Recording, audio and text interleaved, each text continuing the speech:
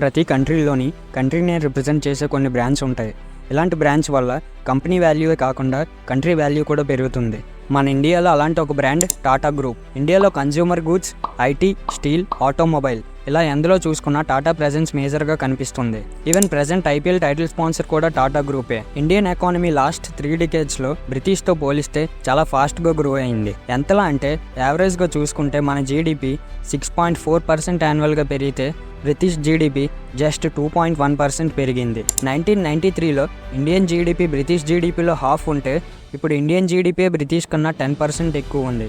ఎంతలా మన GDP grow అవ్వడానికి main reasons young Indian population. ఇండియాలో యంగ్ పీపుల్ పర్సంటేజ్ ఎక్కువ ఉండటం వల్ల సర్వీసెస్ అండ్ మ్యానుఫ్యాక్చరింగ్ సెక్టర్స్లో ఏదైనా సర్వీస్ ప్రొవైడ్ చేయాలన్నా, మ్యానుఫ్యాక్చరింగ్లో లో కాస్ట్లో ఏదైనా వర్క్ ఫినిష్ చేయాలన్నా వర్క్ ఫాస్ట్గా అవుతుంది. అలాగే మన ఇండియన్ గవర్నమెంట్ కొన్ని బిజినెస్ ఫ్రెండ్లీ పాలసీస్ కూడా తీసుకుని వచ్చింది. ట్రేడ్ లిబరలైజేషన్తో టారిఫ్స్ అండ్ బ్యారియర్స్ని తగ్గించి ఫారిన్ కంపెనీస్కి ఇండియాలో ఇన్వెస్ట్ చేయడానికి ఈజీ అయ్యేలా చేశారు. ఫారిన్ డైరెక్ట్ ఇన్వెస్ట్మెంట్ ఎఫ్డిఐతో foreign companies or foreign persons వాళ్ళకి నచ్చిన సెక్టర్లో ఇన్వెస్ట్ చేసి వాళ్ళ ఇన్వెస్ట్మెంట్స్ మీద ఫుల్ కంట్రోల్ వాళ్ళకే ఉండేలా చేశారు. అలాగే privatisation, financial sector reform, labour market reform లాంటి పాలసీస్ తీసుకువచ్చారు. మరి బ్రిటిష్ జీడిపి స్లో అవడానికి రీజన్స్ యూకేలో మ్యానుఫ్యాక్చరింగ్ బాగా తగ్గి నేషనల్ డెట్ 1993లో 300 మిలియన్ పౌండ్స్ నుంచి ఇప్పుడు 2.5 ట్రిలియన్ పౌండ్స్కి పెరిగింది. అలాగే ప్రైవేట్ డెట్ 1.2 ట్రిలియన్ పౌండ్స్ నుంచి 2.7 ట్రిలియన్ పౌండ్స్కి పెరిగింది. బ్రిటిష్ డైలీ వేజ్ కూడా అదర్ కంట్రీస్తో పోలిస్తే ఎక్కువ ఉండటం వల్ల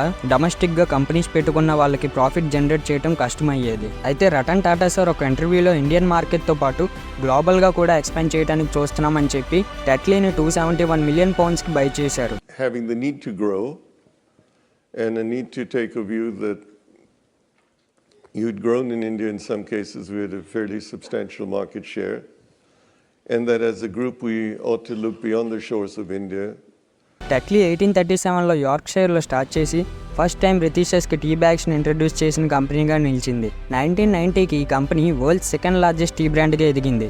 అయితే ఓనర్స్ 1994లో ఒక లిక్కర్ బ్రాండ్తో మెర్జ్ అయ్యాక ఆ బిజినెస్ కొన్న డిమాండ్ చూసి ఆ బిజినెస్ మీద ఫుల్గా కాన్సన్ట్రేట్ చేసి టెట్లీ ఎగ్జిట్ అవ్వాలనుకున్నారు. అయితే 1995లో సెల్ చేయాలని డిసైడ్ అయ్యాక టాటా బై చేయడానికి ట్రై చేసింది కానీ ఫండింగ్ సరిపోక మిస్ అయింది. ఎందుకంటే అంత పెద్ద గ్లోబల్ బ్రాండ్ని ఒక ఇండియన్ కంపెనీ ఎక్వైర్ చేయడానికి ట్రై చేయటం అదే ఫస్ట్ టైం. అయితే టెట్లీని ఎక్వైర్ చేసిన వెంచర్ క్యాపిటలిస్ట్ ఒకవేళ దాన్ని సెల్ చేయాలనుకుంటే ఆ టైంకి ఫండింగ్ రెడీగా పెట్టుకోవాలని టాటా డిసైడ్ అయ్యింది. 1999 ఫిబ్రవరిలో వెంచర్ క్యాపిటలిస్ట్ టెట్లీని సెల్ చేయాలని డిసైడ్ అయిన వెంటనే టాటా వాళ్ళు ఆ డీల్ని కన్ఫర్మ్ చేయాలనుకున్నారు. అయితే ఫైనల్గా ఫిబ్రవరి 2000లో టాటా వాళ్ళు 271 మిలియన్ పౌండ్స్కి టెట్లీని బై చేశారు. ఇది అప్పట్లో ఇండియన్స్కి చాలా పెద్ద ప్రౌడ్ మూమెంట్. ఎందుకంటే ఆ టైంలో ఇండియన్ కార్పొరేట్ హిస్టరీలో అదే biggest acquisition. Of the acquisition of Tetley Tea. The idea of a beloved British tea brand being bought by an Indian company must have stirred some hearts in England. ఈ అక్విజిషన్తో global tea బ్రాండ్స్లో Tata second పొజిషన్కి వెళ్ళింది. First పొజిషన్లో Unilever ఉండేది. 2007లో Europe's second largest steel producer అయిన Corus steel commodity ప్రైజెస్లో టూ మచ్ ఫ్లక్చువేషన్స్ రావటం వల్ల మనీ లూజ్ అవుతూ బిజినెస్ చేయడానికి స్ట్రగుల్ అవుతున్నప్పుడు టాటా గ్రూప్ ఆ కంపెనీని అక్వైర్ చేసుకుంది. మరి టాటా గ్రూప్ ఆ ప్రాబ్లమ్ని ఎలా సాల్వ్ చేసింది అనుకుంటే జనరల్గా స్టీల్ ప్రొడ్యూస్ చేయడానికి మెయిన్గా యూజ్ అయ్యే రా materials iron, coal, scrap steel. అయితే ఇండియాలో జార్ఖండ్, ఒడిస్సాలో టాటా వాళ్ళకి ఐరన్ ఆర్ కోల్ ఫ్యాక్టరీస్ ఉండటం వల్ల వాళ్ళకి కమోడిటీ ప్రైజెస్ ఫ్లక్చువేట్ అయినా పెద్దగా లాస్ ఉండేది కాదు.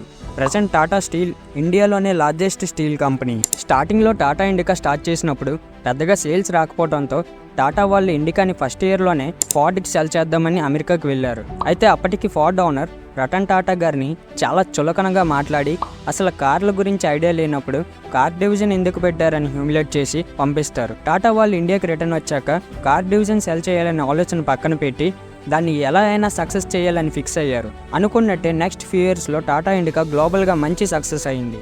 అయితే 2008లో గ్లోబల్ రిసెషన్ వచ్చినప్పుడు ఫార్డ్ కంపెనీకి $14.6 బిలియన్ లాస్ వచ్చింది. రెవెన్యూ 20% డిక్రీజ్ అయ్యి క్యాష్ రిజర్వ్స్ $21 బిలియన్ డిక్లైన్ అయ్యాయి. అలాంటి సిచ్యువేషన్లో కంపెనీని స్టేబుల్ చేయడానికి కొంత స్టేక్ సెల్ చేద్దాం అనుకున్నారు. దాన్ని ఆపర్చునిటీగా చూసిన Tata group Jaguar and land రోవర్ని $2.3 బిలియన్ కి ఎక్వైర్ చేసుకున్నారు.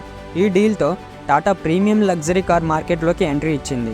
అయితే ఆ టైంలో టాటా రివెంజ్ మీద కాన్సన్ట్రేట్ చేసి రిస్క్ తీసుకుంటుందని కొంతమంది డౌట్ పడ్డారు. Ford had made not been able to make a profit with them. So what was this Indian company that had no experience in the premium car segment do with such a company?